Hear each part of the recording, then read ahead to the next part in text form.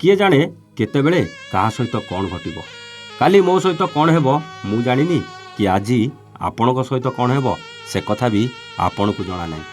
Take up करिथिबा फ्लाइटटा जदि गोटे minute न पुरुणु क्राश हो जाउछि, नुआ बाहा होइतिबा स्वामीटा जदि हनीमून करबाकू जाई स्त्री हातरे मर्डर हो जाउछि, आउ जगा दर्शन करबाकू जाइथिबा भक्तटा जदि दला चकटारे जीवन चली जाउछि, ताहले एते गर्व काहा पाई। आज यौवन गोटे रोगरे चली जिवो, आजिर राजा गोटे दिन रे फकीर हो जिवो।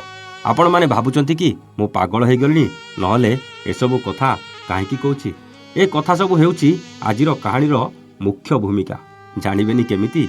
ताहले आसंतु देखिबा आजिर एक मजादार प्रेम कहानी। हेलो हाय नमस्कार, स्टोरी विथ प्रतापर आउ एक नुआ कहानी को आपण को स्वागत। सकाळु सकाळु फोन रिंग रे निदडा भांगीगला। बहुत राग भी लगिला, तथापि निदरे हेलो कहली। सेपटू जड़े युवतीर कंठस्वर थिला। कहला भाई नमस्कार, मु संगीता कहूछि। मु टिके निदुआ स्वर रे कहली हाँ कहतु। से कहवा आरंभ कला, मु शुणी चलिली। भाई मु सुमित को भल पाउथिली, से आउ आग भली मते भल पाउनी। खाली टिके टिके कथारे रागी जाउछंती, सबु कथारे रोक लगाउछंती। प्रथमे कहूतले तम खुशी रे मो खुशी, आउ एबे मो खुशी गुड़ा तांको पाई जेमिति काल हो जाउछि। आम भल पाइबाकू 4 वर्ष हो गलानी, हेले एई 8 मास हेबो से बहुत बदली जाइछंती। आउ आग भली समय भी दउनांती, फोन ने भी भल भाबरे कथा हेउनांती। मु सबु कथा शुणिली, आउ सुमित विरुद्ध रे जेते कथा थिला सबु ओगाली गला। आउ लास्ट रे कहला भाई मु एबे कौन करिबी। मु कहली गोटे काम कर, ताकू भूली जाओ, आउ जनकू भल पाओ। से टिके रागी गला, कहला भाई मु आपणकठू सजेशन नबाऊ कॉल कली, आउ आपण कहउचंती छाड़ी दियंतु। मु कहली ताहले कौन चाहउचंती? आपणक पाखरे दुईटा ऑप्शन, ताकू भूली जाओ नहले ता कथा मानिबाकू बाध्य हुओ। तमकू तो सुमित कथा कष्ट होउछि बोली कहउछ, ताहले द्वितीय ऑप्शन भूली जिबाटा ठीक हेबो बोली भाबिली। कहला नाई भाई पारिबिनी, से मो जीवन, ता बिना मु मरीजीवी। मु मरीजी पछे ताकू केबे भी भूली पारिबिनी। कहली ठीक अछि, किछि गोटे रास्ता बाहर करिबा। धैर्य धर कही फोनटा काटिदेली।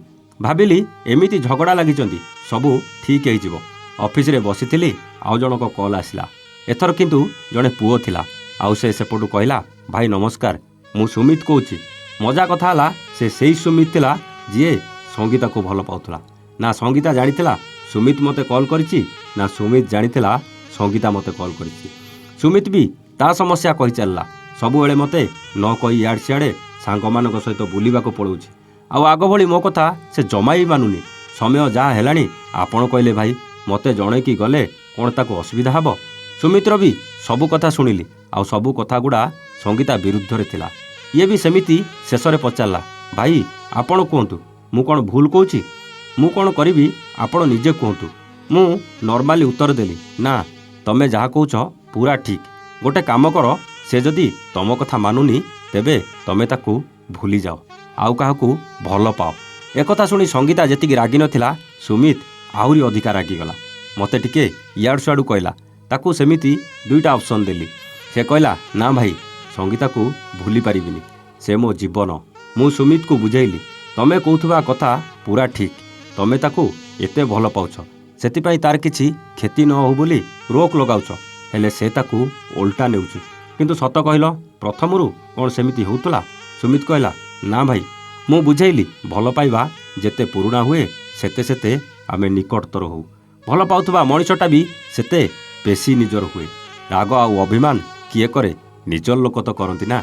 सबु कथा को भूल बुझनी, जोंथिपाई एते भल पाउथबा मनिषटा न चाहिबी दूरेई जिवो। बुझामुणा ठीक रख, बाकी तम दिजणकर भल पाइबारे किछि कमी नाही। से जहा कहूछि तमे भी सेया कहूछ, उभय उभयଙ୍କ विरुद्धरे कहूछ, हेले भूली जिबाउ कहले मो उपरे रागी जाउछ। से टिके आश्चर्य होई पचारला, से कौन कहूछि आपण केमिति जानले भाई? मु सुमित को संगीतार नंबर कहबाउ कहली। से अधा कहिथिला, बाकी अधाटा मु कहिदेली। से आश्चर्य होई कहला से कौन आपण को कॉल करथिला कि? मु कहली हाँ, से भी मते कॉल करथिला।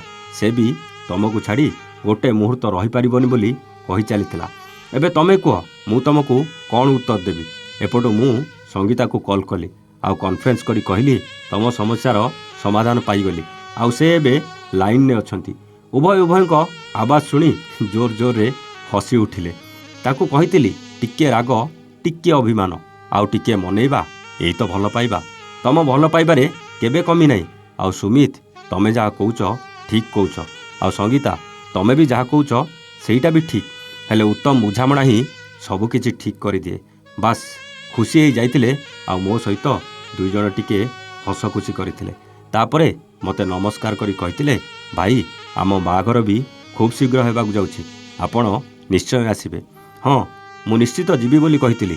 ସବୁ ସଚ୍ଚା ପ୍ରେମ ଭିତରେ ନା ଏଇ ରାଗ ଆଉ ଅଭିମାନ ରହିବା ନିହାତି ଦରକାର। ନହେଲେ ସେ ଭଲ ପାଇବା ନୁହେଁ, କି ସେ ପ୍ରେମ ନୁହେଁ। କିନ୍ତୁ ସେମିତି ବୁଝାମଣା ବି ରହିବା ନିହାତି ଦରକାର। ନହେଲେ କେହି କିଛି ବୁଝିବା ଆଗରୁ ସବୁକିଛି ଶେଷ ହୋଇଯାଏ। କ'ଣ ଠିକ୍ କହିଲି ନା? ଆଜିକାଲିର ଜୀବନ କେତେବେଳେ ଯେ କ'ଣ ହେବ କିଏ କହିପାରିବ? ତେଣୁ ଯେତେ ଦିନ ବଞ୍ଚିବା ସେଇ ଭଲ ପାଇବା ଆଉ ପ୍ରେମକୁ ନେଇ ଜୀବନଟା କାଟିଦେବା ଦରକାର। ଆଜିର କାହାଣୀ କେମିତି ଲାଗିଲା କମେଣ୍ଟ କରି ନିଶ୍ଚିତ ଜଣାଇବେ। ଆଜି ପାଇଁ ରହୁଛୁ। ଆମେ ପୁଣି ଆସିବୁ ଆଉ ଏକ ନୂଆ କାହାଣୀ ସହିତ ଷ୍ଟୋରି ୱିଥ୍ ପ୍ରତାପରେ। ସେତେବେଳେ ଯାଏ ନମସ୍ତେ, ଜୟ ଜଗନ୍ନାଥ।